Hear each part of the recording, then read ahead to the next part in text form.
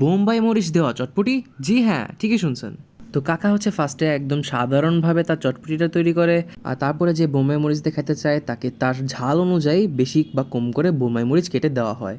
আর আমি ফুডখোর যেহেতু ঝালখোর, তাই আমি কাকাকে বললাম বেশি করে ঝাল দিতে। তারপর কাকা এর মধ্যে টক, লেবু, ফুচকা আর হচ্ছে ডিম দিয়ে পরিবেশন করলো। আর ব্যাস রেডি, বোম্বাই মরিচের চটপটি।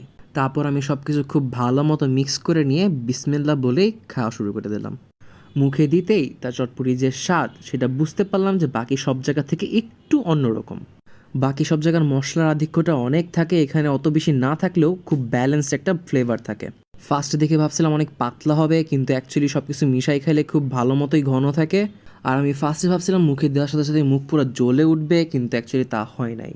প্রথম প্রথম একদম ঝালই লাগতেছিল না, তাই কাকার কাছ থেকে বড় একটা বোম্বাই মরিচের টুকরা নিয়ে আসলাম। ওইটা দিয়ে খাওয়ার সময় প্রথমে মনে হইলো কি ক্যাপসিকাম খাইতেছি, কিন্তু কিছুক্ষণ পরেই মুখ পুরো গরম হয়ে গেল, কিন্তু এখনও কিন্তু আগুনের ঝাল লাগতেছে না। আরও বেশি করে ফুচকা নিয়ে খাওয়াটা শেষ করার পরে যখন আমি কিছুক্ষণের জন্য মুখটা রেস্ট নিলাম, তখন শুরু হইলো জ্বলন। আয় রে ভাই, মুখ